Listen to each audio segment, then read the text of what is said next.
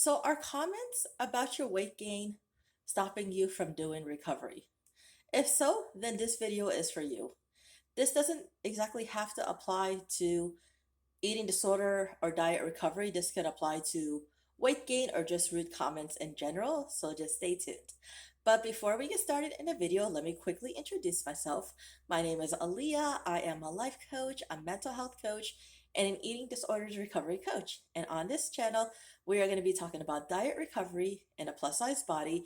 We're going to be talking about various types of trauma, such as religious trauma, sexual abuse, cultural trauma, etc. And I'm going to give you easy to implement tips and solutions so you can heal your heart and rewrite your story. If you'd like to work with me one on one or have a free 15-minute consultation, my email will be down below. Thank you. I keep forgetting about my Instagram handle, so I'm going to put it somewhere down below or in the comments, or y'all will figure it out. It is Healing Hearts Rewriting Stories. Yes, it's a very long Instagram handle. I'm probably going to change it eventually to something shorter. But for now, Healing Hearts Rewriting Stories. This person, like I said, DM me on Instagram, requested this particular video. They are in their recovery process, and good job. You know who you are. Good job, and thank you for the video requested. Thank you for the amazing and beautiful compliments that you gave me as well. I'm really, really happy that my videos are helping and resonating with you. So, anyways, back to the topic at hand. So, you're getting these comments about your weight gain, you're in diet recovery, or maybe you have something else that caused you to gain weight. And I completely understand. When I did my recovery, I'm 1.5 years into my eating disorder recovery. I got a lot of comments from people, from family, from friends about the weight gain. And it's not fun because you already feel like crap because you've gained weight. And then on top of that, people let you know that you've gained weight. As I mentioned in my short, usually that is a power struggle, and I can elaborate that further in another video.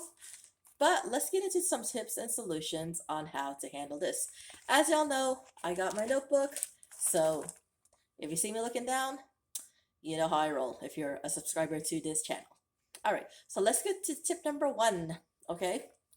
So keep in mind, as I mentioned, when people are saying these things about you, about your weight, about your body, they are projecting their insecurities onto you. So do not take it personally, whether it's online or in person. Just keep in mind that people are projecting their insecurities onto you. Do not take it personally, okay? It's, like I said, most likely them, it's not you. So just keep that in mind, okay? Let's go to number two, tip and solution.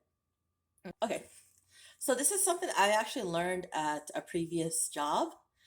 And when someone says something, whether it's about your weight, about whatever it is, or they're yelling at you or whatever it is, just look at them and nod. So let's just say someone says, "Oh my gosh, Aaliyah, look at you. Like, have you looked at yourself today? You just look so bad." This is my reaction. Stay completely silent. Just nod your head. Do this for about 30 to 60 seconds. You will make people feel very awkward. People will think about what they said, and usually that will warrant into them either changing the subject or apologizing. So let me demonstrate again.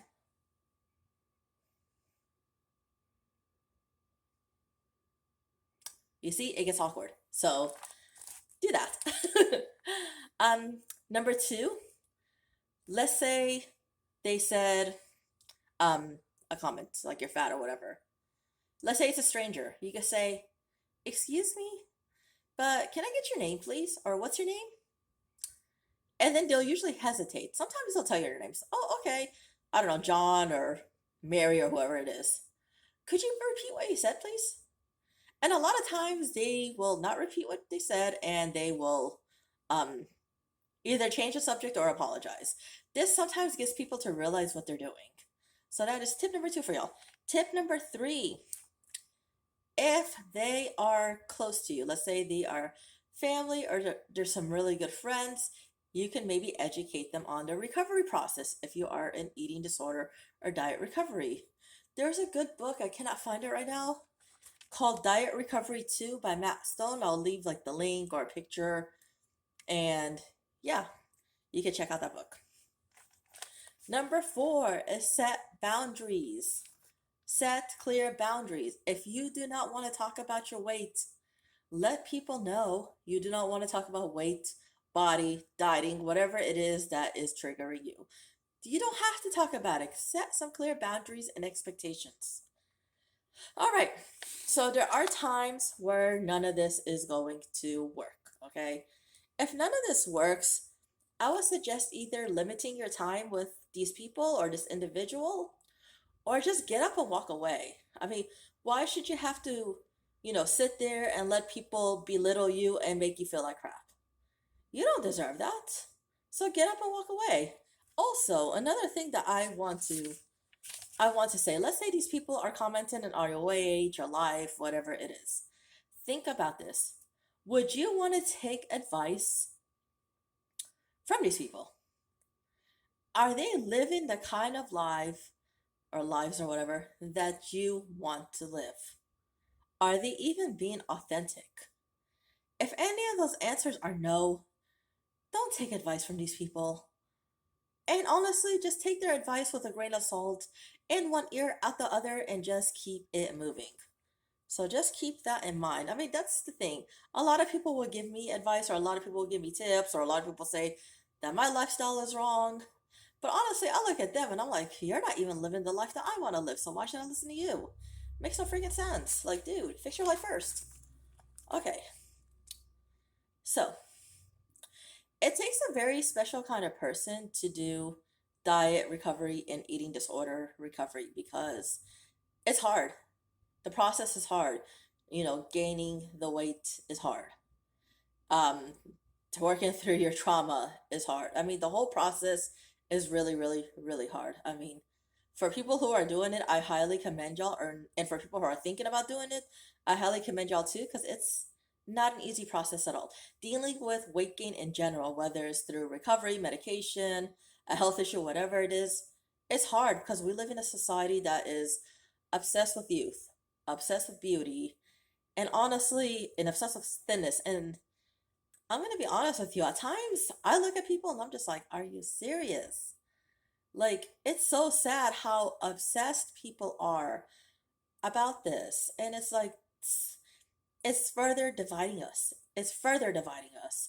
The powers that be are doing a very good job at further dividing us, whether it's ageism, racism, sexism, the whole, transgender, straight, bi, gay. I mean, it's really sad. We all are equal and we all need to come together and really just love and accept each other. It doesn't matter if you agree or not on people's, politics or whatever it is.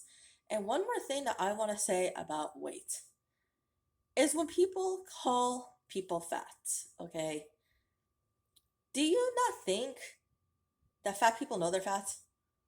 Trust me, every single day we are reminded that we don't belong. We are reminded every single day. They're called microaggressions. We're reminded daily, whether it's because we can't find clothes our size, or pants our size, or shoes our size, or, we can't maybe fit in chairs. There's weight limits on things. Like, come on, people. We are reminded daily, or if, people just saying that we're fat. And that raises the cortisol. Those microaggressions actually raise our cortisol. So do us a favor, people. Keep our cortisol low and just be nice to us. That's it. And on that note, that is all for today's video. If you have any questions or anything, please feel free to leave it in the comments down below. Thank y'all so much. Bye.